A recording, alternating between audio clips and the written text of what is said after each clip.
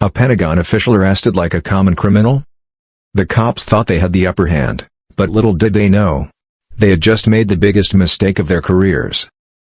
When the truth came out, the entire courtroom was left in shock. What really happened that night? And how did a routine traffic stop spiral into a legal battle that no one saw coming? Stick around, because this story is about to get wild. And if you love stories that expose corruption and shake the system, hit that subscribe button so you never miss out. Danielle Patrice Lawson had always viewed Washington, D.C. as a city of contradictions, a place built on ideals of freedom and justice, yet riddled with political maneuvering and silent power struggles. As a senior policy analyst at the Pentagon, Danielle understood the fine line between serving her country and navigating a world where every move she made was scrutinized more than most, simply because of the color of her skin. But she had persevered. Over the years, she had built a reputation as a brilliant, strategic thinker with the ear of some of the most influential defense officials in the nation. At 38 years old, she carried herself with a quiet confidence that masked the immense responsibility of her position. Most nights, Danielle left the Pentagon's massive halls well after the corridors had emptied of their daily flood of uniformed officers and civilian analysts. On one such chilly autumn evening, she found herself driving to a late dinner with an old friend, Colonel James Holloway, an Army officer she had known since their Howard University days. They had always promised to catch up when their demanding schedules allowed, and tonight was one of those rare nights. The plan was to meet at a small bistro in Arlington, nothing fancy, just good food and familiar company. The moon was bright, traffic was light, and Danielle cruised through the streets in her modest, hybrid sedan, a Ford Fusion, nothing flashy, no tinted windows, nothing to indicate the high-level clearance she held at the Department of Defense. Despite her rank and salary, she never saw the need for extravagant displays of success. Her mother had raised her to stay humble, to remember her roots no matter how high she climbed. Each mile she drove, she thought of her mother's proud face at her doctoral graduation. She could still hear her voice. "You're not just making a difference in the military, Danielle, you're making a difference in the world." That night, she found herself replaying a crucial meeting in her head, one where she had presented a groundbreaking strategy for strengthening cybersecurity across multiple branches of the military. The top brass had been impressed, especially since her proposal had the potential to save millions in defense spending. Danielle was eager to refine her plan before her next meeting with Secretary Thomas Caldwell, a man she deeply admired, not just for his leadership, but because he was the first black Secretary of Defense. She took pride in their shared heritage, knowing that every step forward she took was paving the way for future generations. Danielle took a deep breath, drawing inspiration from Secretary Thomas Caldwell's unwavering commitment to integrity. As she merged onto Jefferson Davis Highway, the city lights shimmered behind her, forming a faint halo in her rearview mirror. She was about 10 minutes away from the bistro when a sudden flicker of red and blue lights appeared behind her.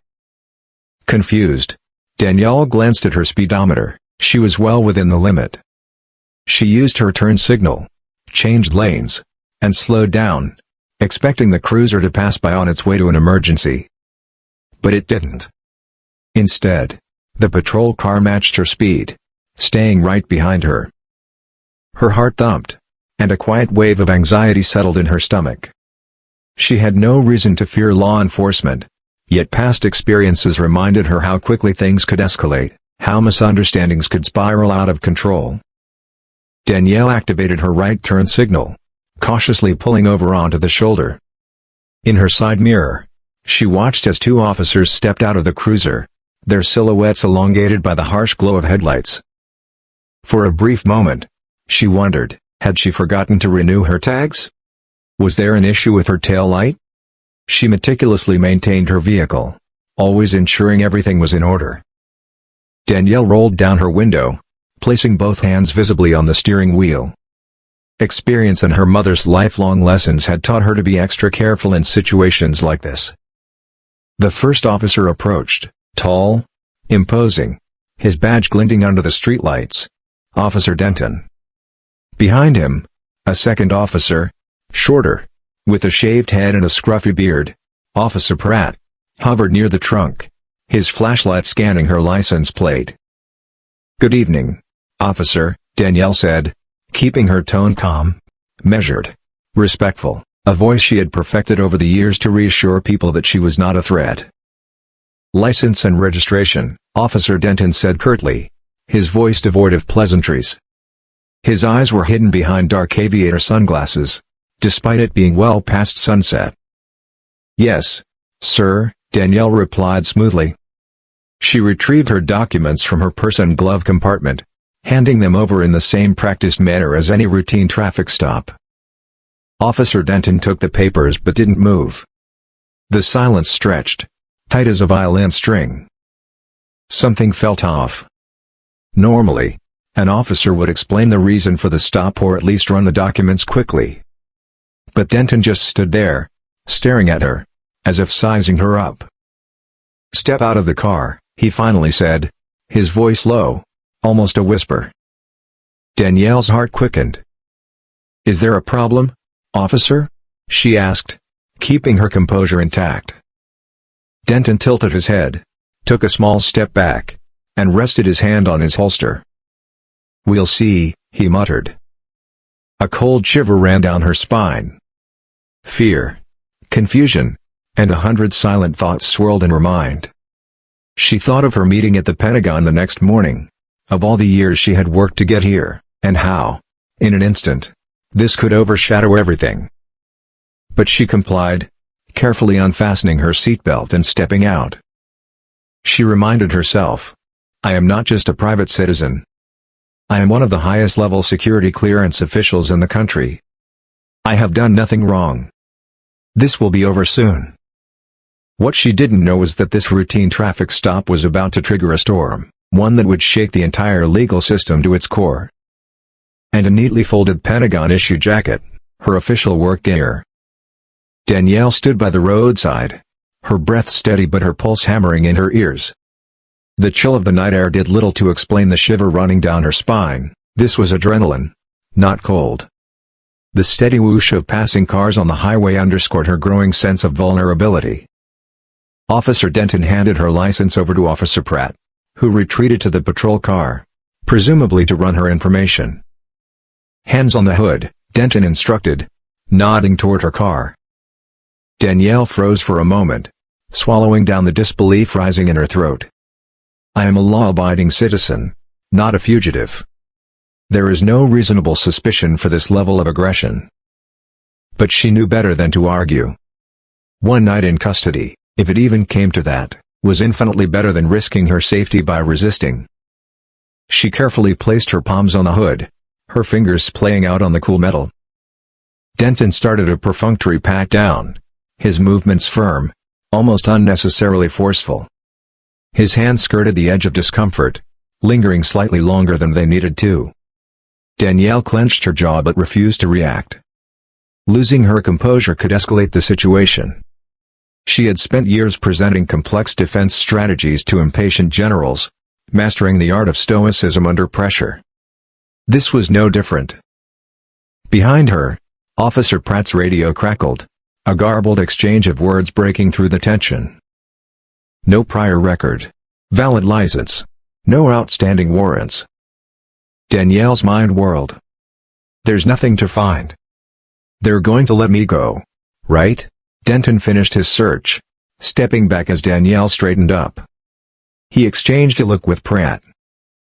Pratt walked over, handing back her license, but his expression remained guarded, almost as if he were disappointed that nothing had come up.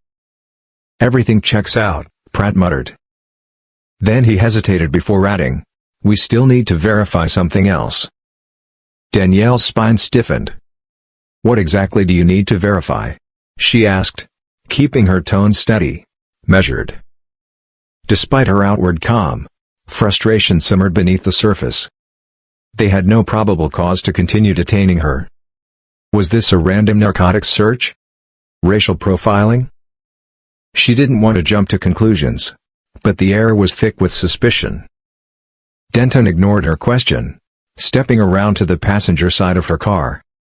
He shined his flashlight inside. "You traveling alone?" he asked.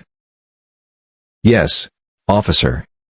Heading to meet a colleague for dinner, Danielle replied, still standing by the hood. Would you like his number? He can confirm I'm meeting him. Denton didn't respond. Instead, he yanked the passenger door open. Danielle's stomach turned. The glove box was already open from earlier when she had retrieved her registration. He riffled through it without permission. Danielle's mind raced. She had no weapons, no drugs, nothing illegal, but the intrusion still felt violating. From the corner of her eye, she spotted Officer Pratt stepping toward the trunk. "Pop it," he ordered, tapping the trunk with his flashlight. Danielle's mouth went dry. "This is going too far." "I can open it for you, but I'd like to know why," Danielle said firmly. "I am not consenting to a search, but I am not resisting your request either." She recalled the legal protocols drilled into her self-defense workshops and security briefings. You can verbally refuse consent, but physically resisting is dangerous. With a click, the trunk unlatched. Pratt flipped it up, shining his flashlight over the neatly packed contents. A duffel bag, a small toolkit, and a spare tire. He rummaged through the bag, pulling out a few personal items, a pair of gym shoes and, most notably, a Pentagon-issued jacket folded neatly inside.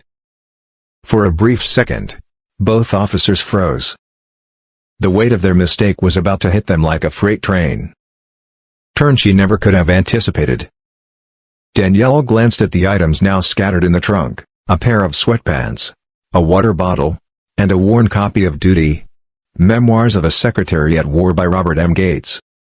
The irony wasn't lost on her, a book written by a former Secretary of Defense, now sitting in the middle of a humiliating, baseless search. Denton stepped back, standing near her, his expression unreadable. Danielle's mind raced. This felt eerily similar to the stories she'd heard from friends and colleagues. Racial profiling. Humiliating car searches. No justification. Especially at night. She had always been cautious, especially about driving late and alone, but she had felt safe tonight. So close to Arlington. So close to the Pentagon.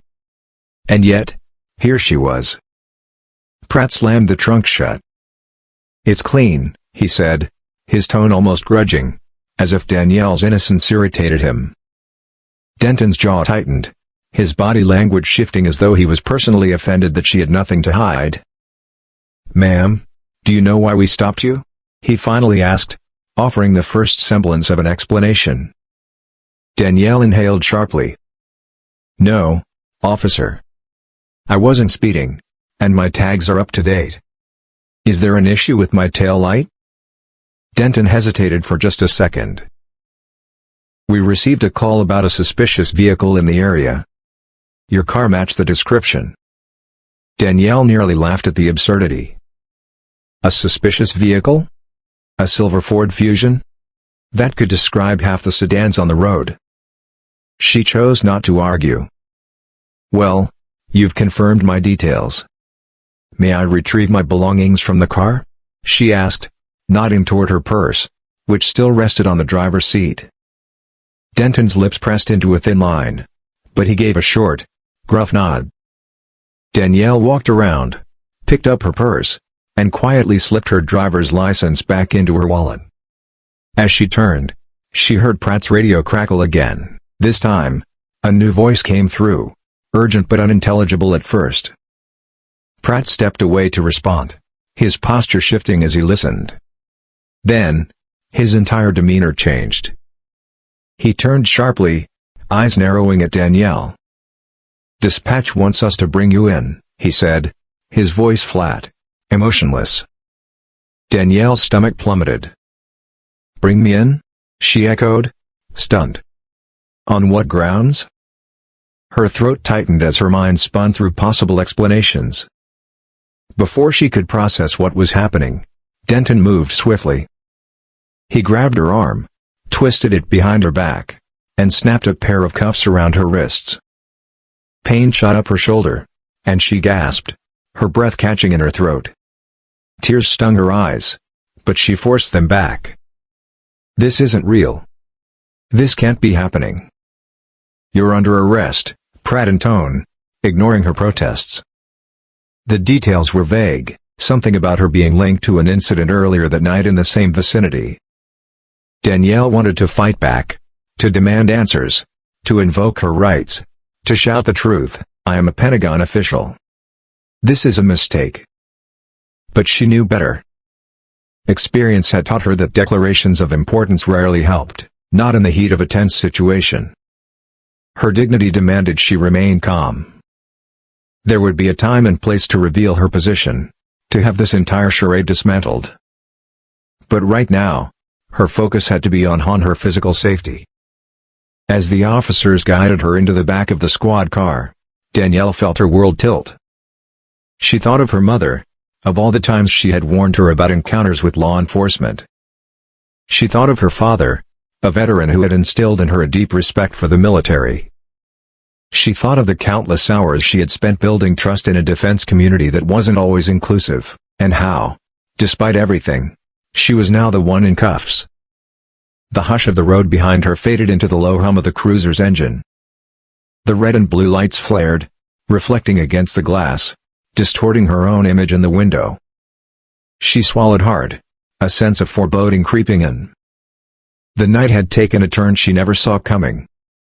Her with this project, and she couldn't afford to let this absurd arrest derail it.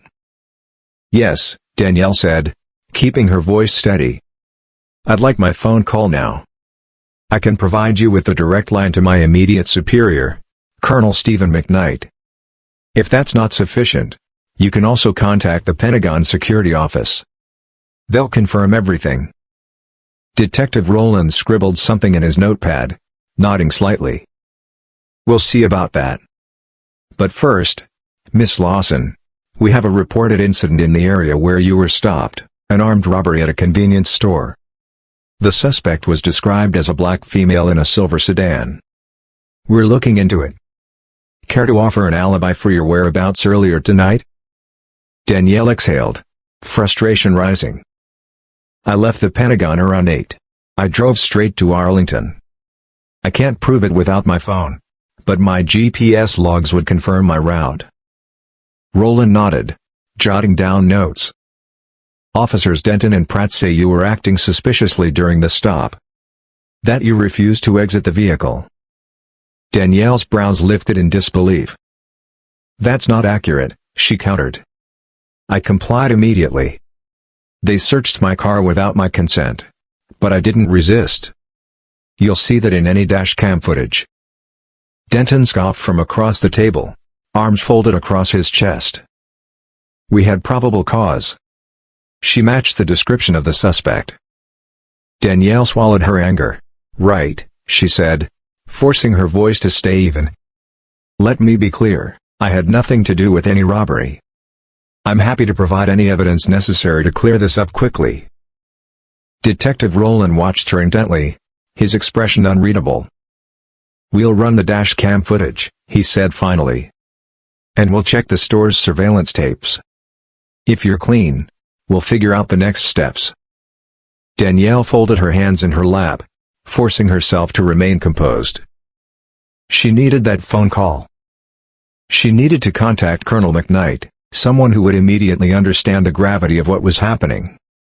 Someone who knew exactly how disastrous it was to arrest a Pentagon official with a spotless record. Finally, Detective Rowland glanced at Pratt. "Take Miss Lawson for her call," he said, sounding half bored, half intrigued. "Then return her to the holding cell." Pratt led Danielle down another dimly lit corridor, stopping at a small metal shelf where an old rotary phone sat.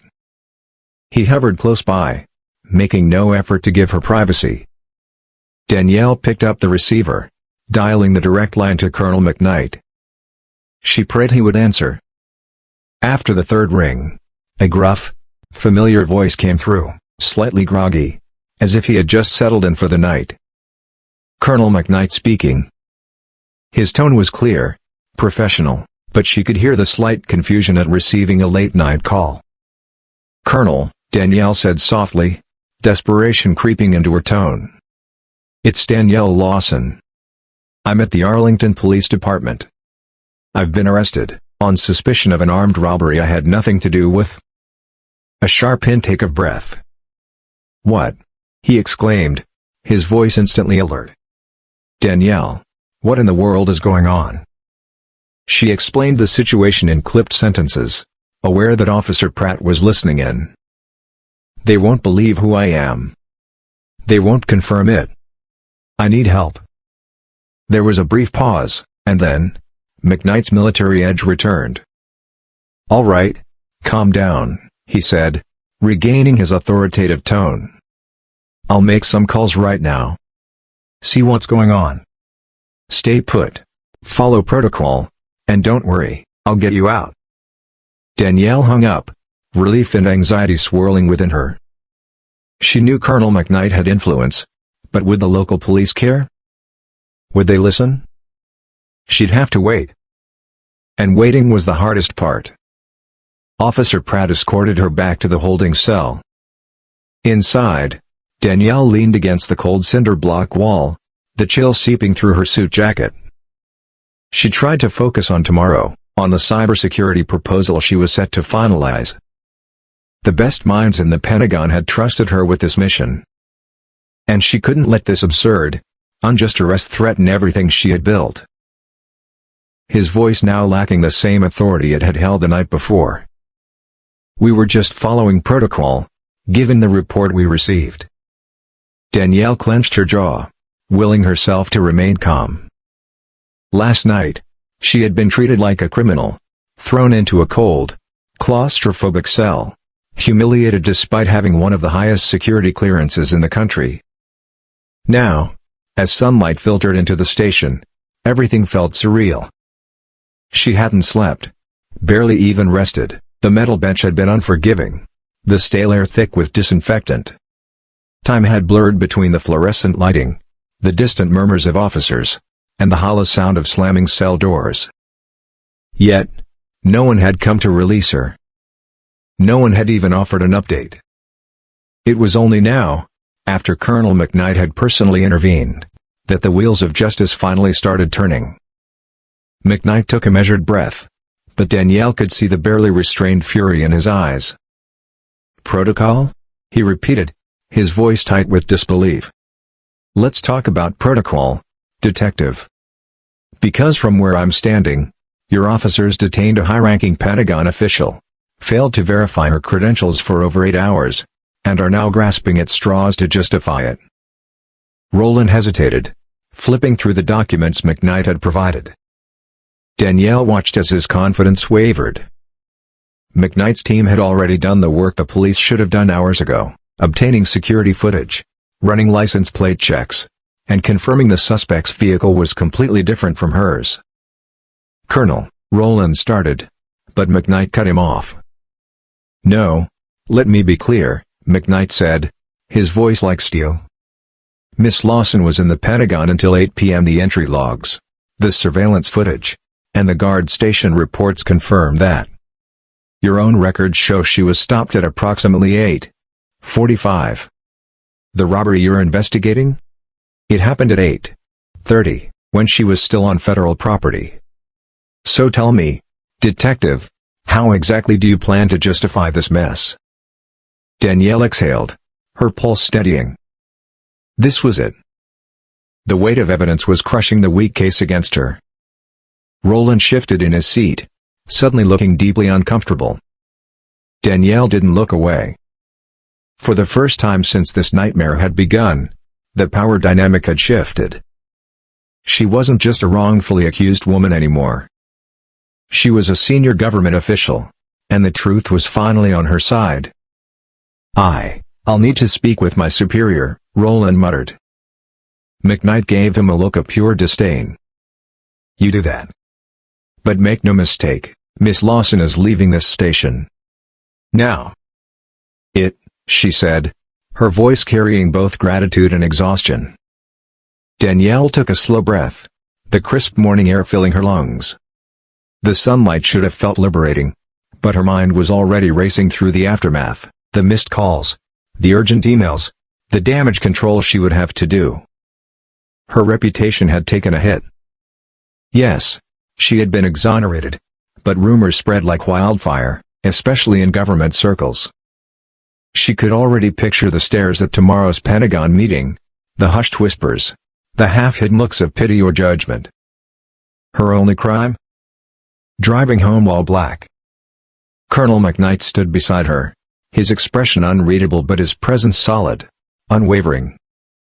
"I'm sorry you went through that," he said quietly, his voice tinged with regret.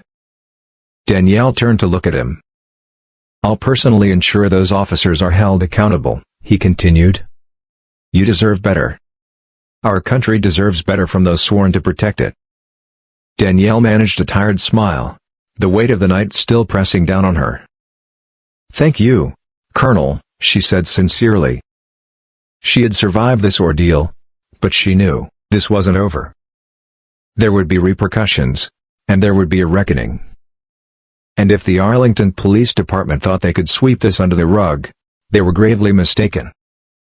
Danielle Lawson had spent her career exposing weaknesses in national defense strategies. Now, she was about to do the same to the broken system that had put her in handcuffs. This wasn't just about her. It was about every person who had been falsely accused. Every black woman who had been treated as a suspect first, a citizen second. They had picked the wrong person to silence. As she adjusted her suit jacket, straightened her shoulders, and prepared to return to the corridors of power, she made herself a silent promise.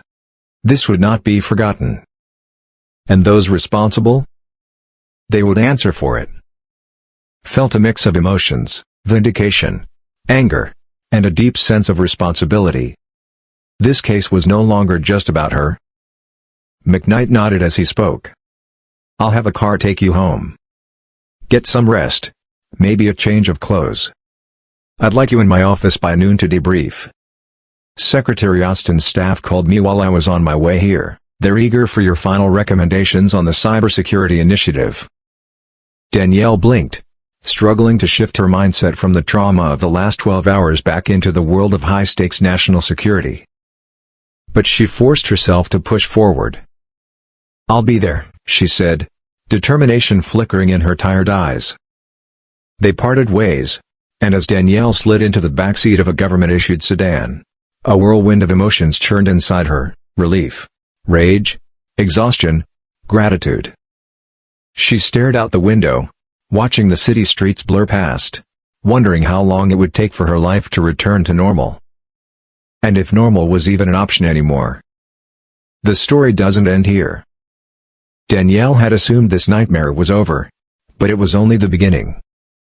The days leading up to the pre-trial hearing became a blur of depositions, legal consultations, and an unexpected surge of media attention. At first, Danielle had hoped the case would remain a quiet legal matter, something resolved behind closed doors, away from the public eye. But an enterprising journalist had other plans. The moment a local reporter caught wind that a Pentagon official was filing a lawsuit against Arlington police, the story exploded. Pentagon advisor versus local law enforcement. The headlines practically wrote themselves. By the time Danielle arrived at the courthouse for the first preliminary hearing, a small army of reporters had already gathered outside, their microphones outstretched, cameras flashing. A well-dressed journalist from the Washington Post called out, "Miss Lawson, can you comment on the allegations of racial profiling?" Another from a local TV station added, "Is it true you're a high-ranking official at the Pentagon? Have you spoken with Secretary Austin about this?" Danielle shielded her face from the onslaught of flashing cameras, flanked by Colonel McKnight and her Pentagon-appointed attorney, Camille Webster. Webster, a sharp-eyed, no-nonsense litigator, steered Danielle through the media chaos. "No comments for now," Webster said in a measured, authoritative tone. "We will release a statement at the appropriate time." Inside the courthouse. The air inside the courthouse was cool, tinged with the faint scent of stale coffee and old paper. Danielle's nerves buzzed, but she forced herself to remain composed. This was no different from standing before a room full of high-ranking generals, poised, strategic, unwavering. She and Webster took their seats behind the prosecution's table, where Assistant District Attorney Renee Faulkner was already arranging her files with meticulous precision. A few minutes later, the officers responsible for her wrongful arrest, Denton and Pratt, entered through a side door. Denton's cold, steely gaze met Danielle's for a brief moment before he looked away. Pratt, on the other hand, fidgeted, his eyes darting around the room, nervous. They took their seats at the defense table, accompanied by a union lawyer in a pinstriped suit slightly too large, his expression unreadable. Then, the judge entered, a middle-aged woman with sharp eyes and a firm presence. Judge Pamela Winston called the hearing to order. She read the charges aloud. Unlawful search and seizure. False arrest. Violation of civil rights.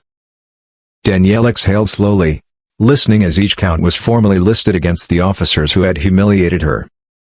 Hearing it spoken aloud, in a courtroom, before a judge, made it real. This wasn't just about her anymore. This was about holding a broken system accountable. And Danielle Lawson wasn't backing down. As she gripped the edges of the witness stand. This was her moment, not just to tell her story, but to expose the injustice that had been committed against her. Yes, Danielle said, her voice steady despite the tension gripping her chest. I left the Pentagon at approximately 8:00 p.m., driving toward Arlington to meet a colleague for dinner. About 10 minutes from my destination, I noticed flashing police lights in my rearview mirror. I was within the speed limit, so I slowed down, signaled, and changed lanes, expecting the officers to pass. But they didn't. They stayed behind me, matching my speed. That's when I realized they were pulling me over. Faulkner nodded, gesturing for her to continue. What happened next? Danielle exhaled. I complied immediately. I pulled over, rolled down my window, and placed both hands visibly on the steering wheel. Two officers approached, Officer Denton on the driver's side and Officer Pratt near the back of my vehicle. Denton asked for my license and registration.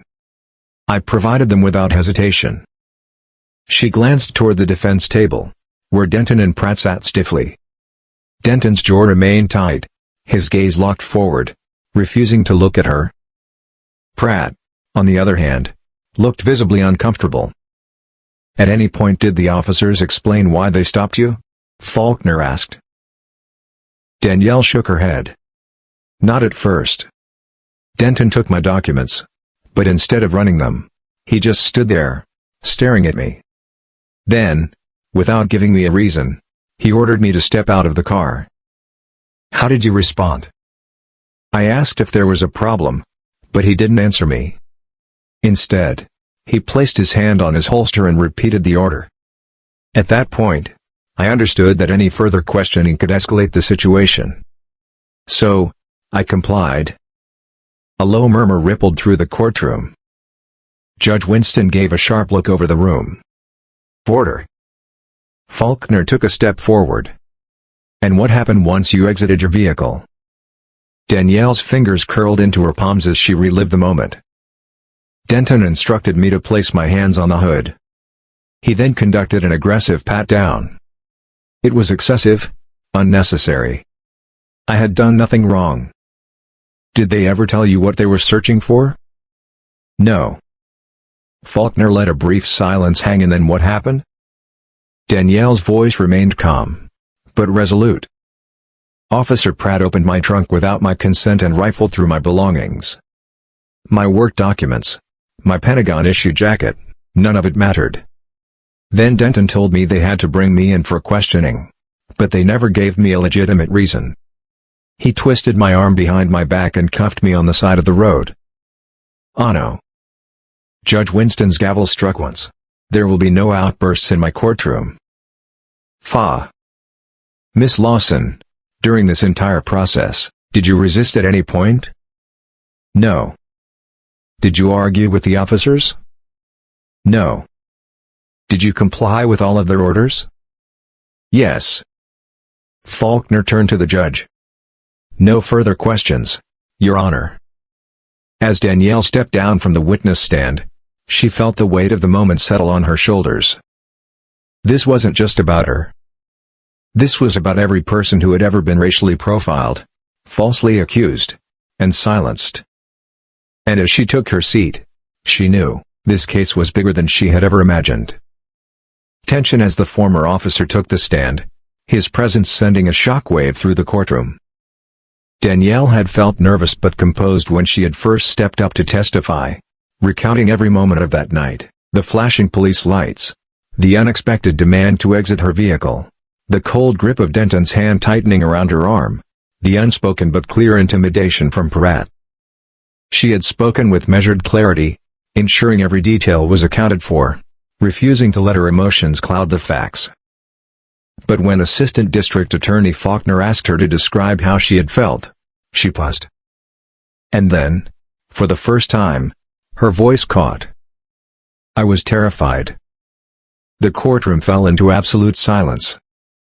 "I knew I was innocent," she continued, "but I also knew how quickly situations like these can escalate. Especially when you're a black woman dealing with officers who've already made up their minds."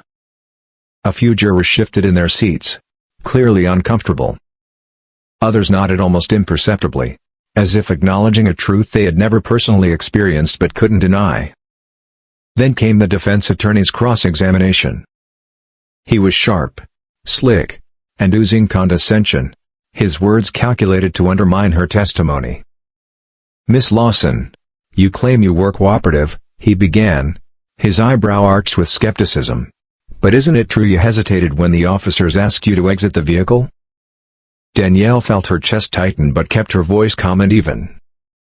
"I hesitated only because I was confused," she said. "It was a surprising demand. But I complied.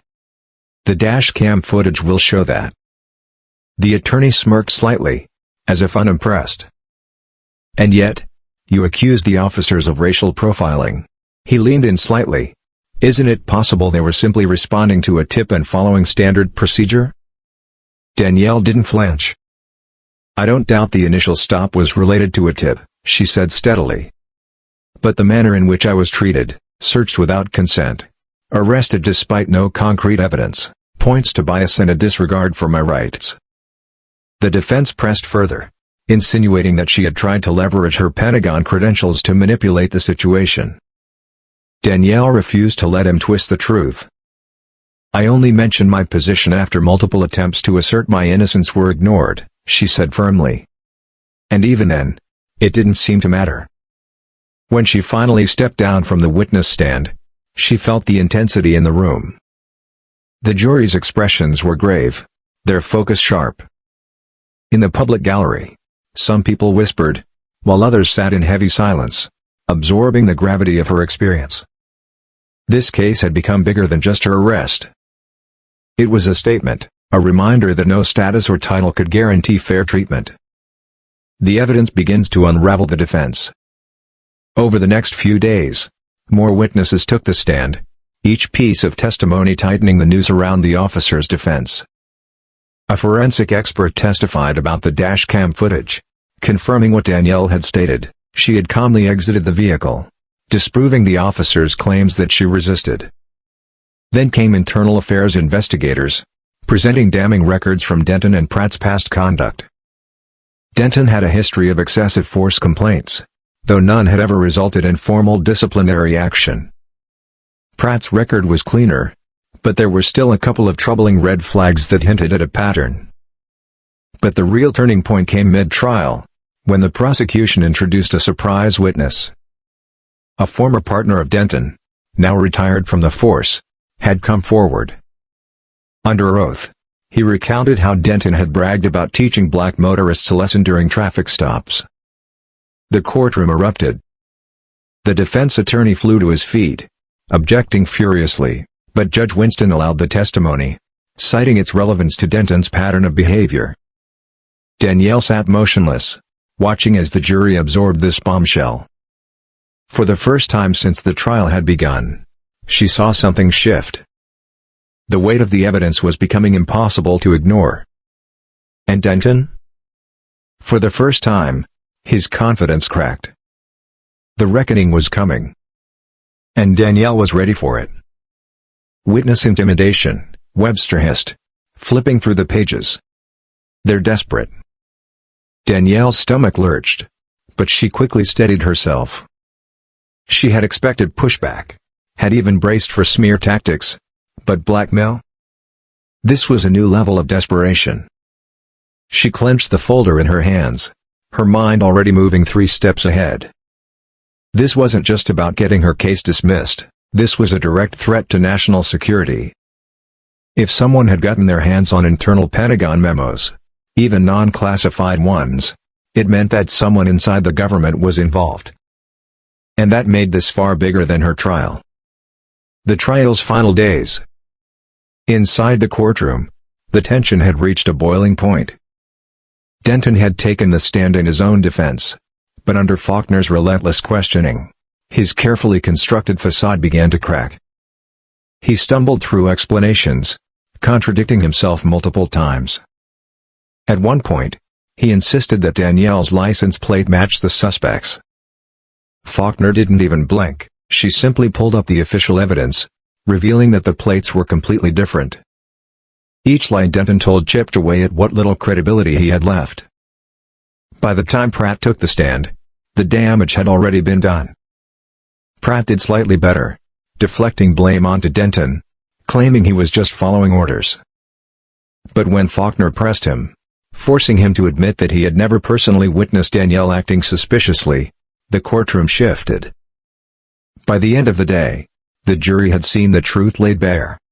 Danielle Lawson was an innocent woman, subjected to an illegal and biased arrest. Denton was an officer with a pattern of racial profiling, who had roped Pratt into wrongdoing. The defense looked rattled. And Danielle?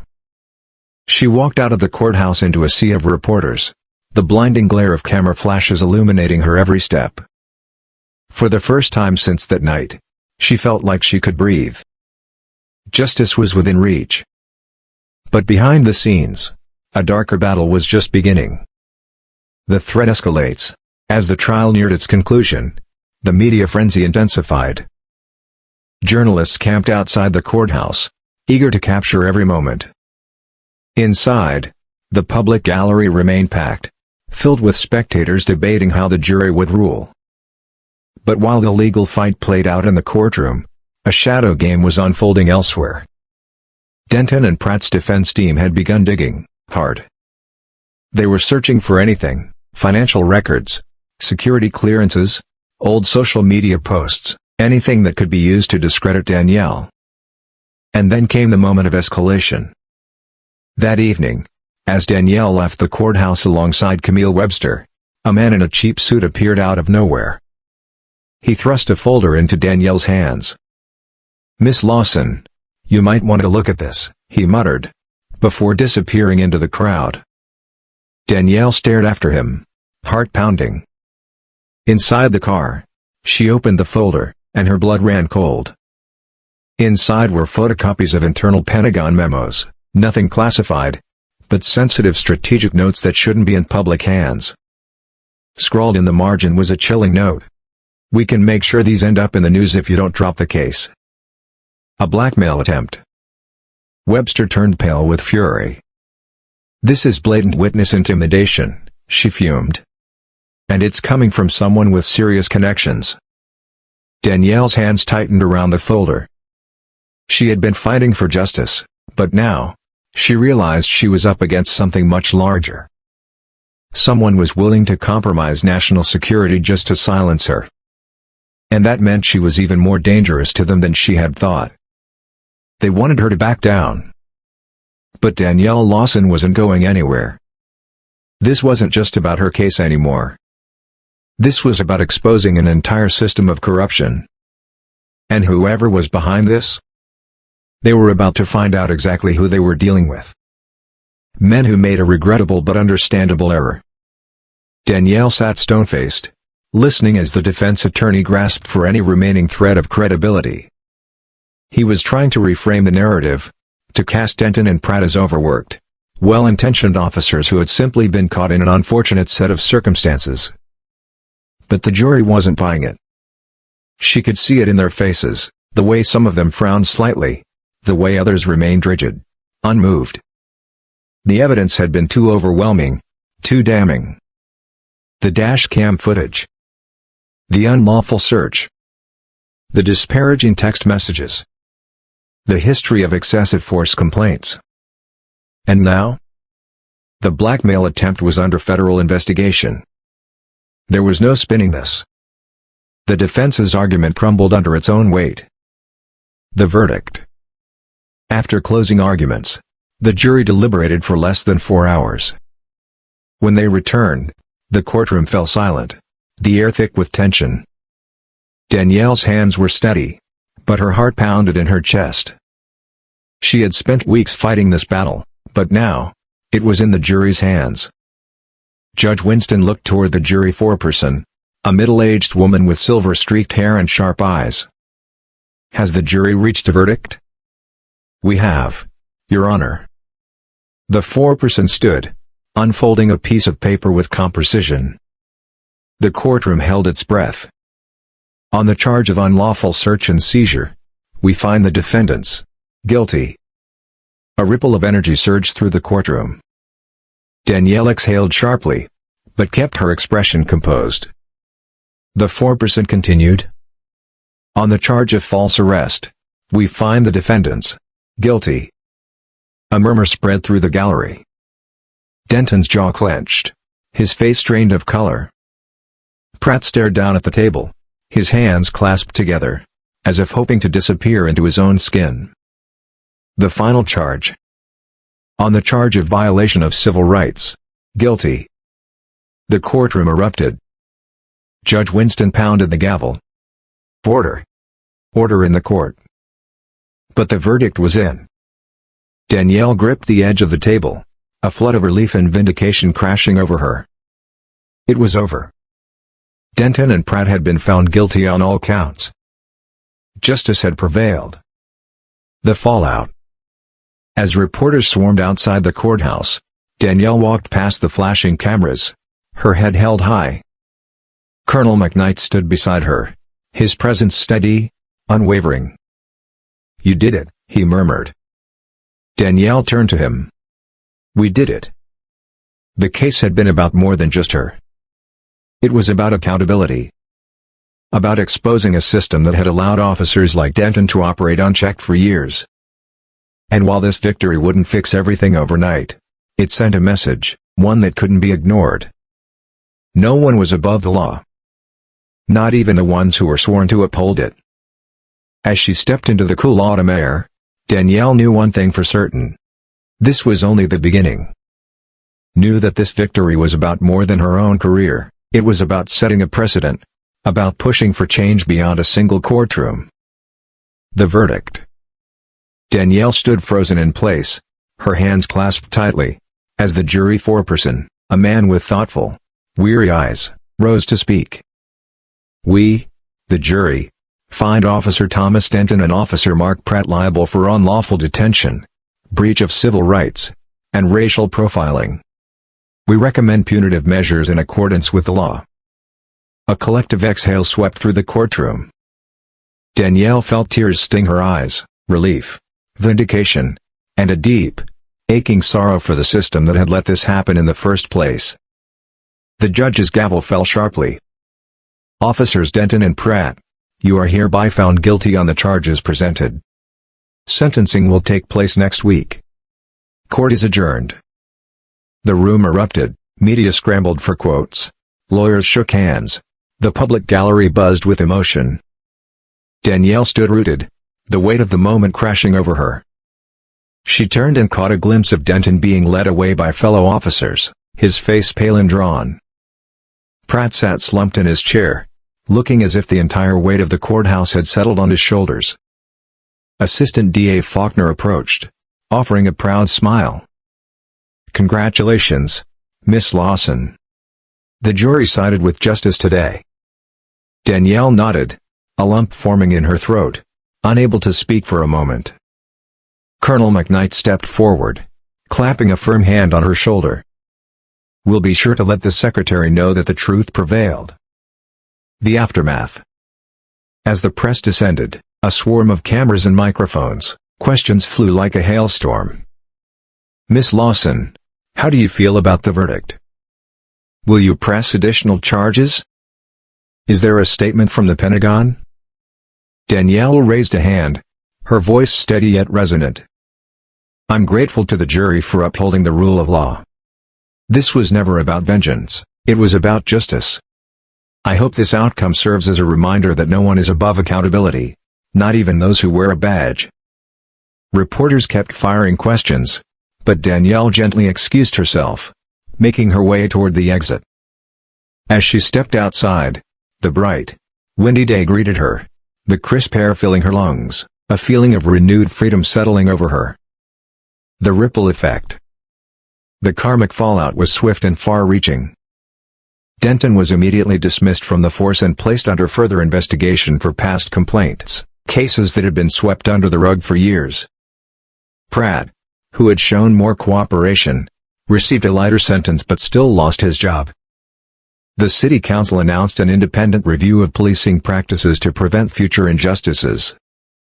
Public pressure mounted for improved police training, better oversight, and more accountability measures within law enforcement. A new chapter.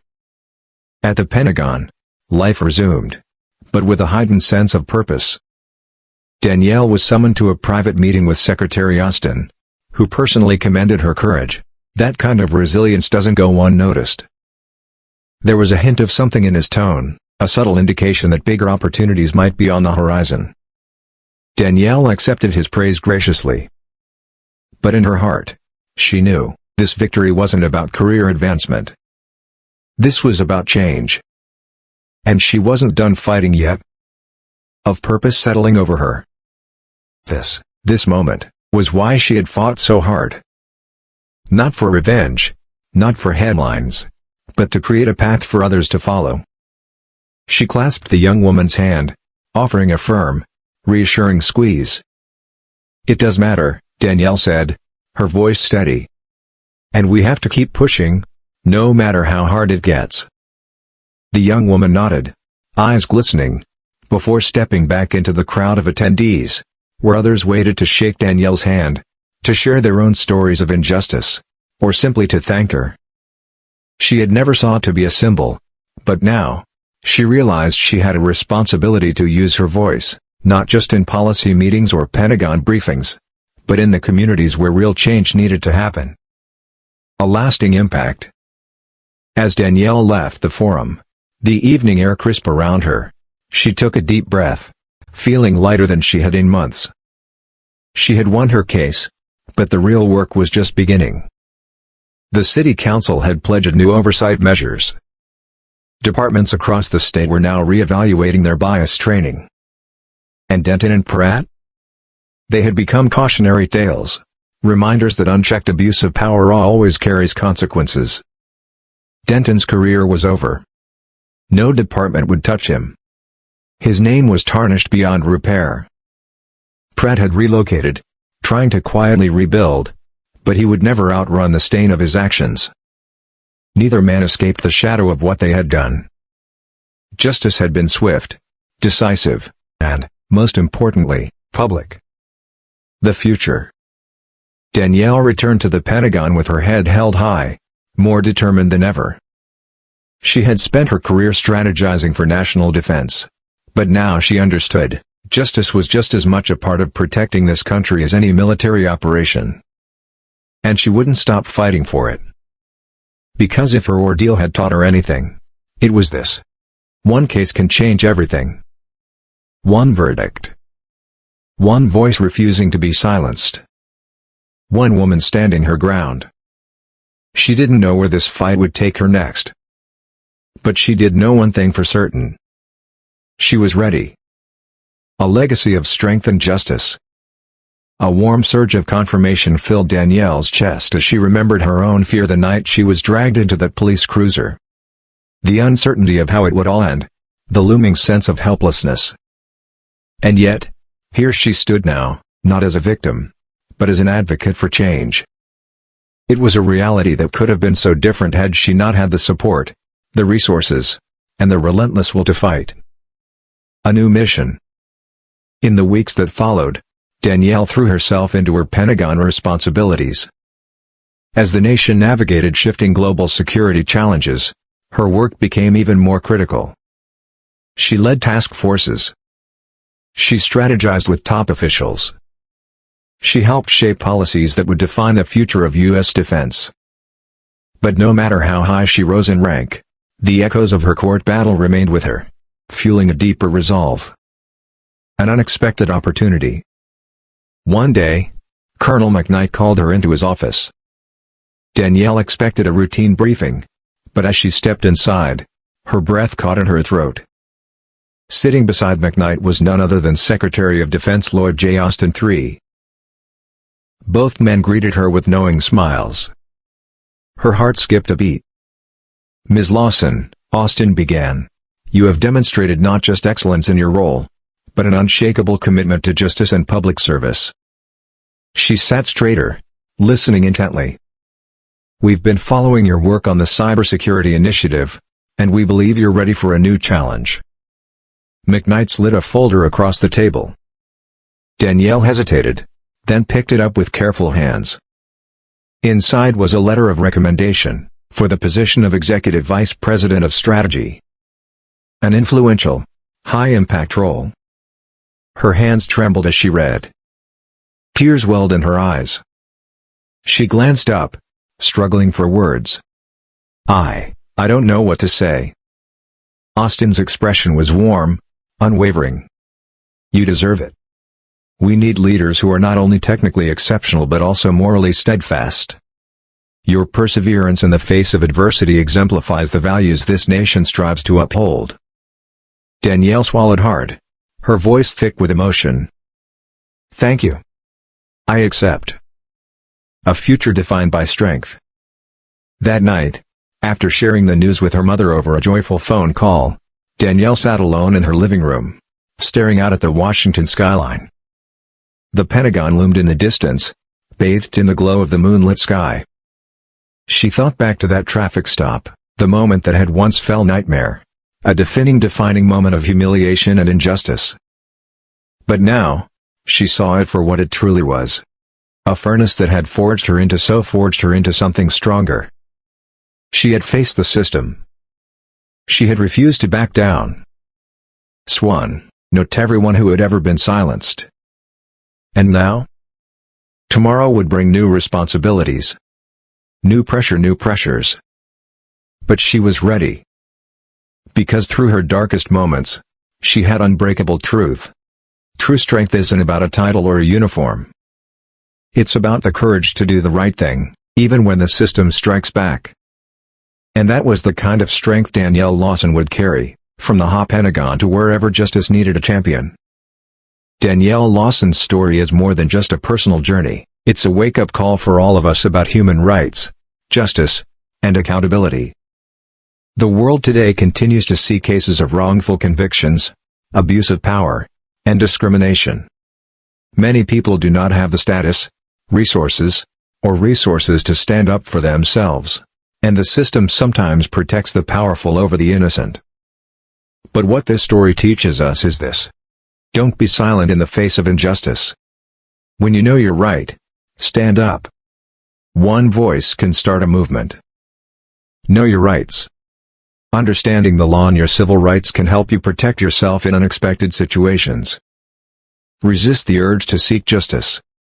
Justice may not come immediately, but the truth is always valuable, and when you persist, it can change the system. Be the changemaker. Even if you are not a victim, you can speak up, share, and contribute to help others not face the same tragedy. Right pointing finger, what do you think about this story? Have you ever encountered or witnessed a similar case? Comment below to share your thoughts. Fire, don't forget to like this video, share to spread the message of justice, and subscribe to the channel to follow other inspiring stories. Speech bubble, every voice has power. Use it to create change.